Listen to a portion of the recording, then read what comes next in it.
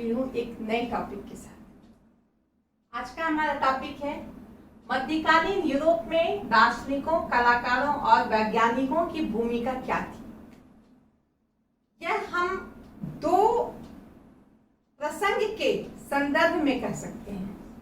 पहली बात, मैंने इससे पिछले क्लास में पुनर्जागरण के बारे में चर्चा की थी और पुनर्जागरण में मैंने बताया था कि पुनर्जागरण एक बहुत बड़ा क्षेत्र को कवर करता है जिसे हम बहुत छोटे समय में नहीं कर सकते हैं। फिर भी मैंने किया क्योंकि उसमें से एक छोटा सा भाग मैंने निकाल के अलग रख दिया था और यह था मध्यकालीन यूरोप में दार्शनिकों, कलाकारों और वैज्ञानिकों की भूमिका।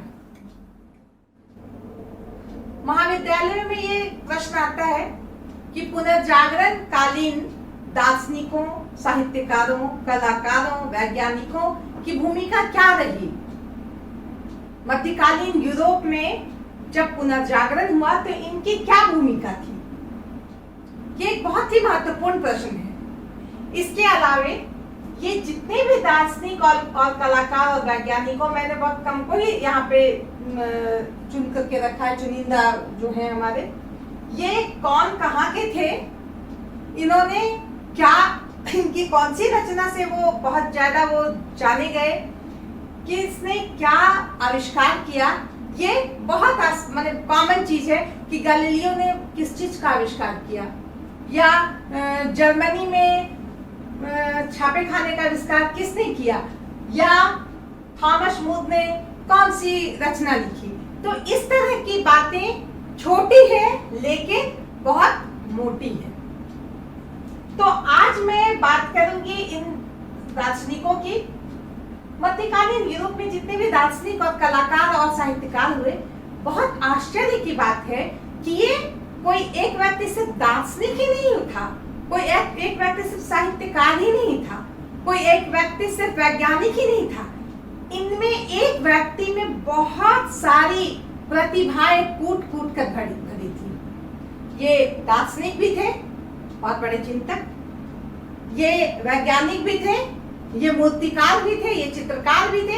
यानी ये जो हमारे उपस्थित महान महानुभाव हैं, ये बहुमुखी प्रतिभा संपन्न व्यक्ति थे और इन्होंने अपनी इसी प्रतिभा के बल पर यूरोप को एक नई राह दिखाई, उसे मध्यकाल से आधुनिक काल ले जाने में एक बहुत बड़ी भूमिका निभाई, एक अहम भूमिका निभाई इन दार्शनिकों, कलाकारों, वैज्ञानिकों ने। सबसे पहले मैं बात करती हूँ दांते की। ये इटली के निवासी थे, साधारण परिवार के थे। उस समय, जैसा कि मैंने पिछले क्लास में भी बताया है, कि उस समय समाज या देश पर चर्च और धर्म का प्रभाव अधिक था।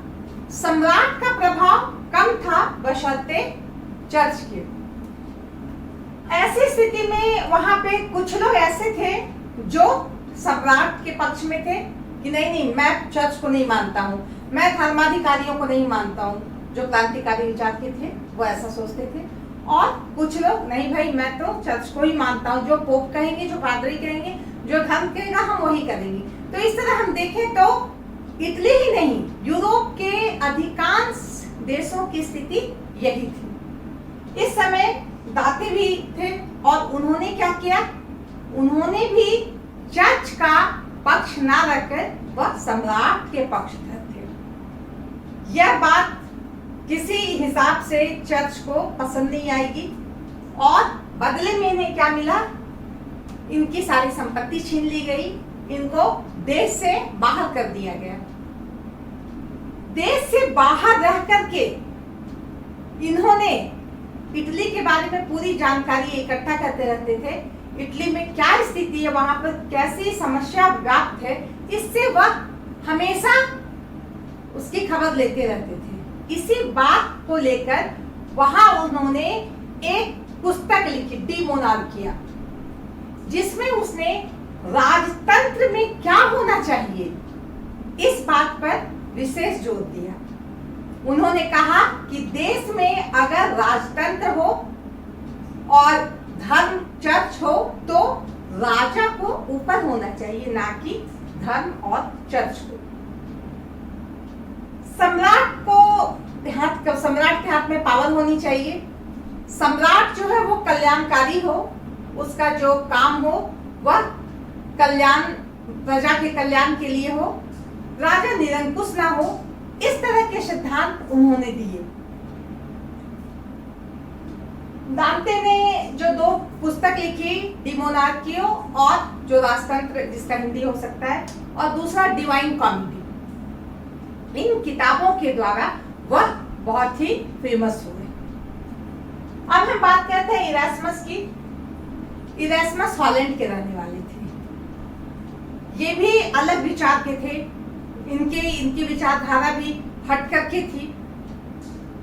क्योंकि बचपन में इनकी माँ का निधन हो गया था, ये 6 साल की उम्र में ही चर्च चले गए पढ़ाई लिखाई के लिए, जहाँ उन्होंने आध्यात्म और मानववाद की शिक्षा पाई। वो उन्होंने अपनी कोशिश से पाई, वहाँ पे ये शिक्षा नहीं दी जा रही थी मानववाद की, लेकिन उन्होंने ये शिक्षा पाई। जब वो बड़े हुए, उनके पिता के द्वारा वह चर्च भेज दिए गए। क्यों? जाओ चर्च में जाकर के धार्मिक काम करो, वहां पे सेवा करो, अपनी जो शक्ति है, अपना जो भी है, तुम धर्म को समर्पित करो। ये वहां गए और वहां उन्होंने एक बिशप के अंदर पादरी बनकर के वो रहे। इस क्रम में उन्होंने चर्च में और जो भी पादरी, पोप जो भी थे धर्माधिकारी, उनके बीच देखा बहुत अधिक भ्रष्टाचार, बहुत अधिक विलासिता फैली हुई थी, जिससे इनका मन उनके प्रति विक्षुब्ध हो गया और वह उसे नहीं मानने के लिए मन से वो उसे नकार दिए। इस तरह इरास्मस ने चूंकि नजदीक से देखा और इस बात को उसने अपनी रचनाओं में जगह दी। उनकी एक किताब है द प्रेज ऑफ फॉली, जिसमें उन्होंने धर्माधिकारियों और चर्च के बारे में बहुत मजेदार व्यंग किया। उनके इस विचार को देखकर उस समय के मार्टिन लूथर जो थे, जो धर्म सुधारक, बहुत बड़े धर्म सुधारक थे, उन्होंने इनसे कंसल्ट किया और बोला कि आओ हम लोग साथ में मिलकर धर्म सुधार आंदोलन में को और आगे बढ़ाते हैं। लेकिन इन्होंने उस बात के लिए मना कर दिया, क्योंकि यह बहुत उदार विचार के नहीं थे। इन्होंने कहा ठीक है, होगा ना, ठीक है, धीरे धीरे कीजिए ना, अभी तो मैं आपके साथ नहीं हो सकता हूँ। तो इसलिए कहा जाता है कि इरास्मस बहुत बुद्धिमान तो थे, लेकिन डरपोक थे। उन्होंने मार्टिन लूथर का साथ मुखर होकर के नहीं दिया धर्म सुधार आंदोलन के लिए। अब हम बात करते हैं पैट्रॉक की। पैट्रॉक जानते हैं, हम पहले भी पढ़े, पुनर्जागरण में हमने देखा कि पैट्रॉक जो है वो क्या कहे जाते हैं? मानववाद के पिता। इनका जन्म भी फ्लोरेंस में हुआ था। इनका जीवन, इनका सारा जीवन जो है वह यूनानी और लैटिन साहित्य को संजोने में चला गया। इन्होंने प्राचीन लैटिन और यूनानी साहित्य, जिसे ये गौरवशाली साहित्य मानते थे और था भी, उसे बहुत मुश्किल से निकाला, उसे संरक्षित किया और उसको रखने के लिए यूरोप के अनेक जगहों में इन्होंने बनाया ये म्यूजियम। तो इस काम के लिए पैट्रॉक ने अपना, पहले ये इटालियन भाषा में अपनी रचना शुरू की, लेकिन बाद में इन्होंने लैटिन भाषा को अपना लिया। अब हम कहेंगे थॉमस मूर के बारे में हम बात करते हैं।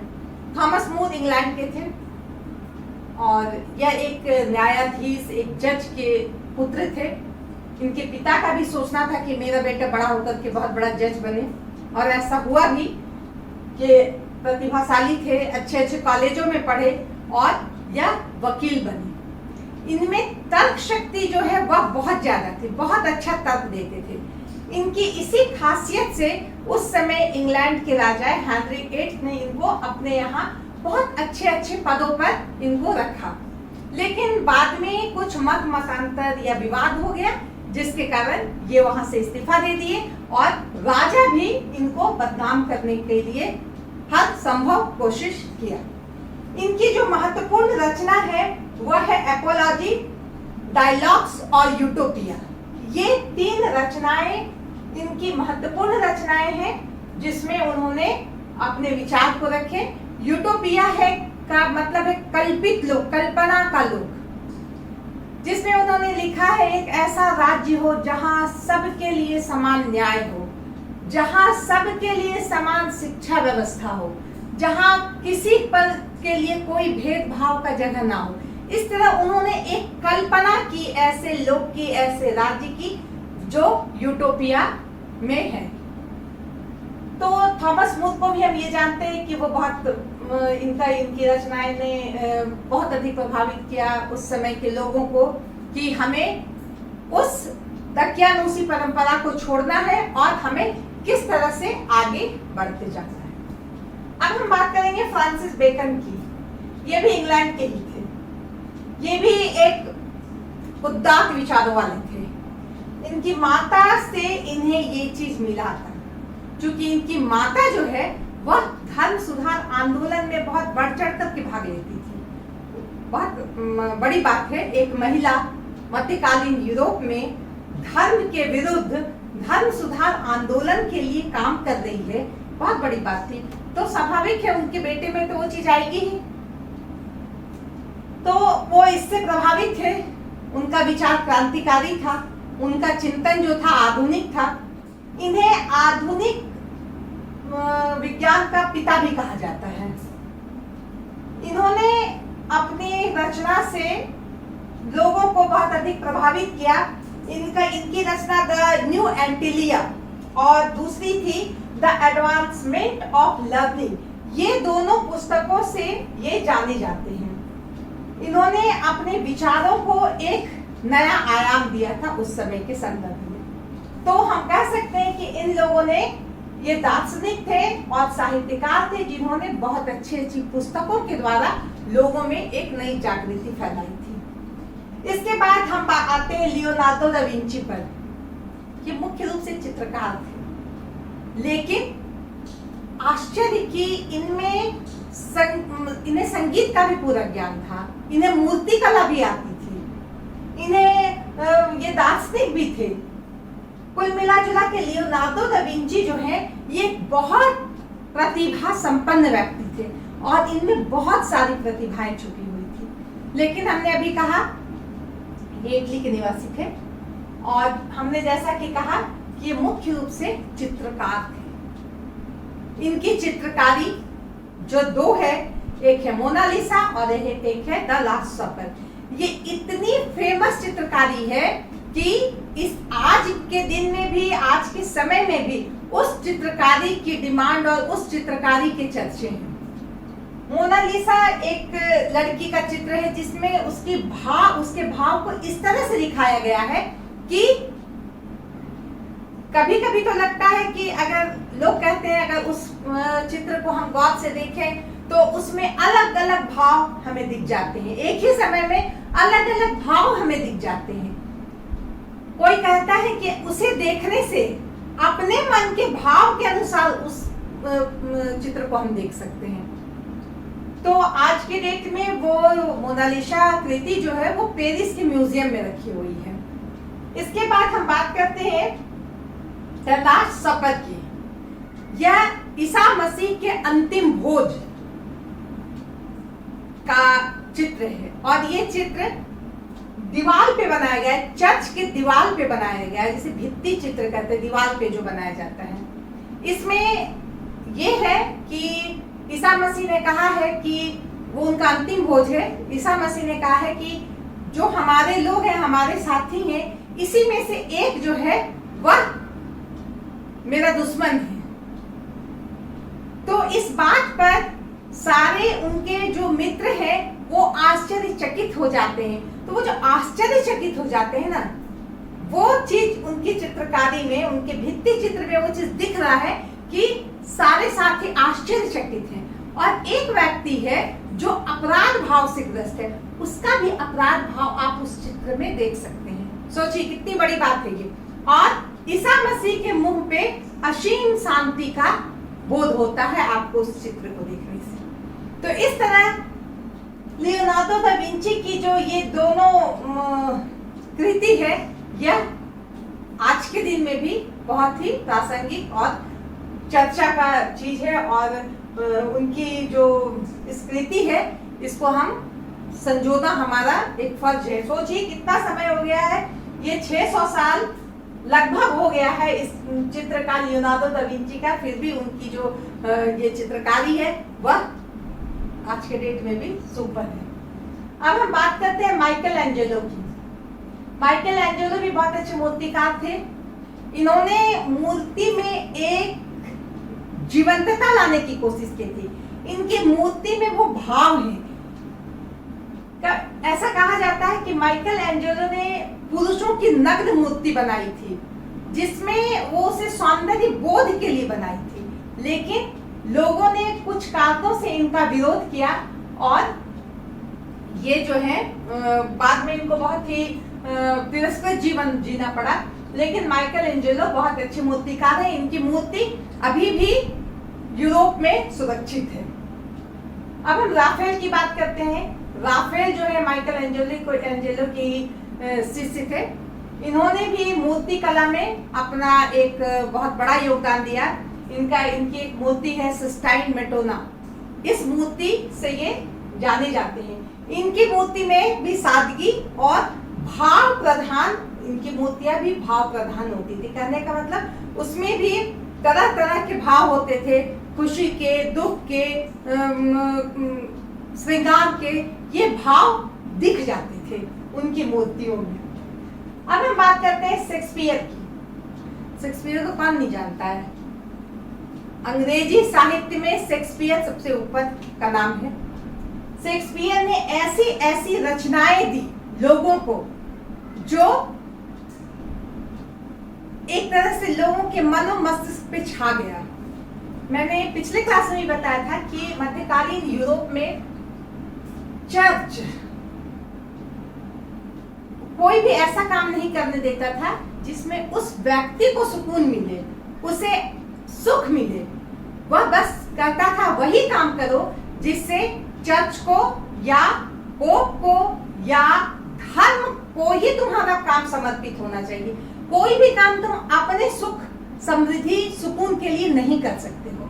लेकिन लियोनार्डो दा विंची हो या शेक्सपियर हो या राफेल हो चाहे माइकल एंजेलो हो, इन्होंने अपनी इच्छा को, अपने दिमाग में जो एक क्रिएटिविटी है उसे सामने लाने की पूरी कोशिश की और इससे उन्हें सुकून मिला। जब कोई कलाकारी करता है तो कलाकारी किसी के दबाव में नहीं हो सकता है। कोई बांसुरी बजाता है तो वो अब मन से बजाता है, उसका हृदय और मन सब एक ऐसे लोक में चला जाता है जहां उसे वो काम करने में बड़ी शांति मिलती है। तो इन्हें भी, या शेक्सपियर हो, इन्हें लिखने में शांति मिलती है।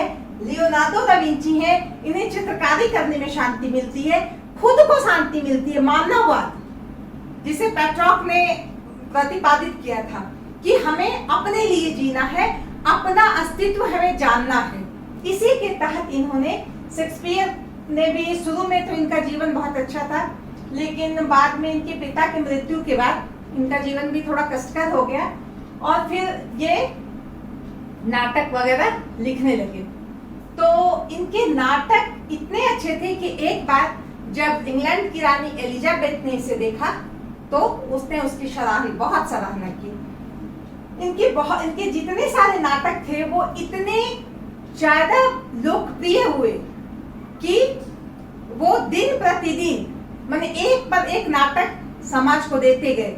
उस नाटक में खुशी, दुखी, दुखांत होता था, सुखांत होता था।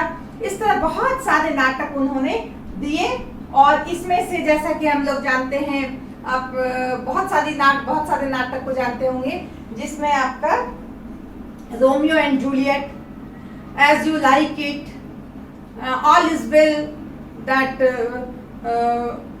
दैट इंडिज वेल, उसके बाद Pericles, Hamlet, Julius Caesar, Antony and, Cleopatra, ऐसी ऐसी बहुत सारी नाटकें थी जिसे लोगों ने बहुत सराहा और आज तक लोग इसे पढ़ते हैं, समझते हैं और थिएटर में इसको करके एक सुकून पाते हैं। देखने वाले भी एक नई दुनिया, एक उस दुनिया में चले जाते हैं जो लगता है कि वो सचमुच में उस समय पुराने समय में चले गए हैं। इतनी अच्छी उनकी कृति है, इतने अच्छे उनके लेखन है कि वह हमेशा ही सबसे ऊपर रहेगा। तो शेक्सपियर की रचना का कोई सानी ही नहीं है।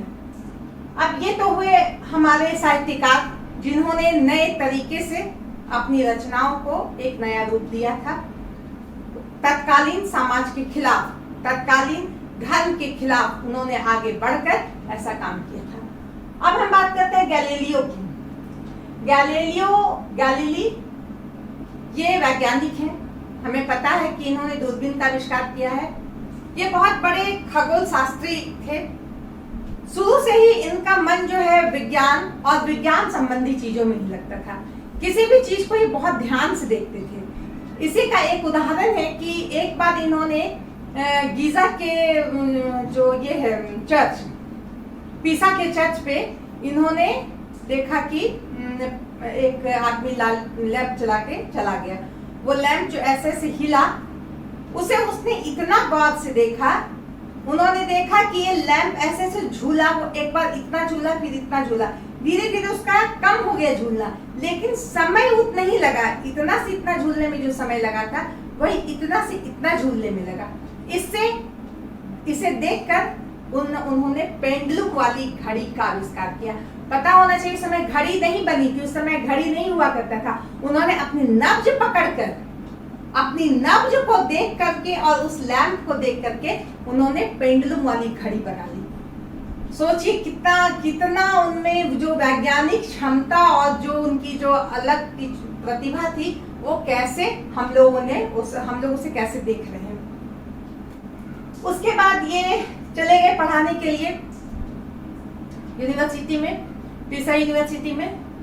वहां उन्हें किसी किताब में मिला कि अगर कोई भारी चीज और कोई हल्का चीज हम यहाँ से गिराते हैं तो जो भारी चीज रहेगा वो जल्दी गिर जाएगा और जो हल्का चीज रहेगा वो देर से गिरेगा। इसे इन्होंने प्रमाणित किया कि ये गलत है। और पीसा के मीनार पर खड़े होकर उन्होंने एक 100 पाउंड का एक सामान लिया और एक 10 पाउंड का सामान लिया और ऊपर से गिराया। दोनों समान रूप से एक समय में दोनों नीचे गिरी। इस समय उन्होंने बताया कि भार जो है उसका प्रभाव गिरने पे नहीं पड़ता है।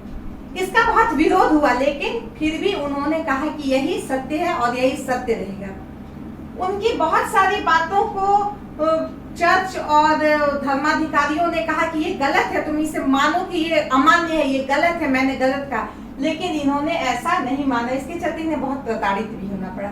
लेकिन इनका दूरबीन का आविष्कार, जिन्होंने खगोल शास्त्र में एक बहुत बड़ी क्रांति लाई थी, इन्होंने ही बताया था बृहस्पति के चारों तरफ उपग्रह हैं। इन्होंने ही बताया कोपरनिकस का जो सिद्धांत था कि सूर्य बीच में है और चारों तरफ ग्रह चलता है। इन्होंने उसको माना और उसे इस तरह से उन्होंने खगोलीय विद्या पे बहुत बड़ा योगदान दिया। अब हम बात करेंगे कैपलर की। ये जर्मनी के रहने वाले थे। कैपलर किस लिए फेमस हुए? ये भी एक खगोल शास्त्री थे। और ये किस लिए फेमस हुए? इन्होंने 3 सिद्धांत दिया। क्या? Law of orbit, law of areas और law of periods.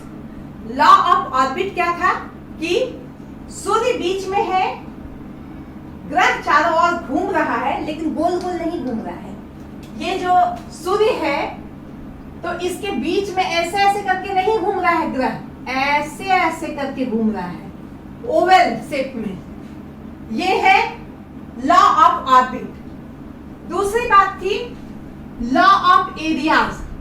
Law of areas में है कि जो ग्रह जितना दूर है सूर्य से उसकी चाल उतनी ही धीमी है और जो सूर्य के जितने नजदीक है उसकी चाल उतनी ही तेज है। और तीसरा था कि सूर्य जो है ऐसे 2 बार घूमता है, 2 बार घूमा, जितना वो दूरी तय किया, जितनी दूरी तय किया 2 बार घूमने के बाद, उस पर मान लो कि ये 400 किलोमीटर तय किया, मान लो एक उदाहरण बता रहे हैं कि 400 किलोमीटर तय किया, तो 400 के ऊपर जो क्यूब लगाते हैं, 400 के ऊपर जो हम ये क्यूब लगाते हैं, जितना होगा उतने ही इसकी दूरी होगी, उस ग्रह से उस प्लेनेट की दूरी उतनी ही होगी। ये बहुत बड़ी खोज थी केपलर की, जिसे केपलर ने दिया। इन्होंने आर्किमिडीज, इन्होंने कोपरनिकस को जाना, कोपरनिकस के विचार से ये बहुत ही प्रभावित थे। उन्होंने, कोपरनिकस ने पहले बताया था कि टॉलेमी ने जो कहा था कि बीच में हमारा पृथ्वी है, सूर्य चारों तरफ घूम रहा है, इसने खारिज किया और कहा नहीं, ये बात सही है कि सूर्य बीच में है और पृथ्वी जो है सौरमंडल का एक भाग है। तो इस तरह केपलर ने जो सिद्धांत दिए वह एक नए विचार थे, नए तरीके के, जिसे लोगों ने कभी सोचा भी नहीं था। और इस बात के लिए धर्माधिकारी चर्च बहुत विरोध किया इनका, कि नहीं, तुम लोग जो दे रहे हो वो गलत सिद्धांत है, बरसों से जो चला रहा वो सही सिद्धांत है, लेकिन इन लोगों ने नहीं माना। अब हम बात करते हैं मार्को पोलो की। मार्को पोलो इटली के निवासी थे। उन्होंने कुतुबनुमा का आविष्कार किया, दिशा सूचक यंत्र। यह दिशा सूचक यंत्र उस समय नए नए देशों की खोज करने में बहुत अधिक मददगार साबित हुआ। एक समय था जब नाविक समुद्र में उतरते थे अपने नाव लेकर के, अपने जहाज लेकर के, उन्हें समझ में नहीं आता था मैं किधर जा रहा हूँ, किधर नहीं जा रहा हूँ। लेकिन जब दिशा सूचक यंत्र का आविष्कार हो गया तो उन लोगों को बहुत अधिक सहायता मिली कि हमें किधर जाना है, हम किधर से आए थे, हम कितने दिन में वहां पहुंचेंगे। तो इस तरह मार्को पोलो का दिशा सूचक यंत्र भी बहुत बड़ी उपलब्धि थी मध्यकालीन यूरोप के लिए। अब इन सब का आधार क्या था? ये गुटेनबर्ग का छापा खाना जो था, ये इन सब का आधार था। मैंने भी बताया, इन्होंने ये पुस्तक लिखी, इन्होंने ये पुस्तक लिखी, इन्होंने ये पुस्तक लिखी, सबने बहुत पुस्तक लिखी, हाथ से लिख दी। कितनी पुस्तक लिखेंगे हाथ से? कितना मुश्किल है, असंभव। अगर एक दूसरा कोई लिख भी दिया, तीसरा कोई लिख भी दिया, तो वो सर्व साधारण के पास तो उपलब्ध नहीं हो सकता है। या तो वो बहुत प्रभावशाली व्यक्ति के पास रहेगा, या बहुत जो समर्पित हैं उस क्षेत्र में, जो अपने हाथ से लिख करके रख रहे हैं, उनके पास रहेगा। लेकिन इसी समय जर्मनी में गुटेनबर्ग ने छापे खाने का आविष्कार कर दिया, और उसके बाद तो पूछो मत, एक नई क्रांति आ गई। बाइबिल की प्रतियां सिर्फ बड़े लोगों के पास, या सिर्फ पोप या पादरी या धर्माधिकारी के पास नहीं थे। अब आम जनता भी बाइबिल पढ़ने लगी। अब वो उसे समझने लगी कि इसमें हकीकत में क्या है। हमें उनके द्वारा व्याख्या किया हुआ जो भी चीज था वो कितना सही है, कितना गलत है, यह वह पहचानने लगी। इतनी सारी किताबें अब वो बहुत आसानी से पढ़ सकते थे, समझ सकते थे, और यही कारण था कि पुनर्जागरण में इनकी भूमिका बहुत ही अहम थी। अगर ऐसा नहीं होता तो लोग समझ भी नहीं पाते कि क्या है, वही चीज मानते जो किसी ने कहा, जो किसी के द्वारा समझाया गया है। तो इस तरह हम देखते हैं कि मध्यकालीन यूरोप में इन विद्वानों ने, इन कलाकारों ने, इन वैज्ञानिकों ने बहुत बड़ी भूमिका निभाई, और धर्म सुधार आंदोलन में भी इनकी भूमिका बहुत अधिक थी। इसके साथ ही आज का बाय।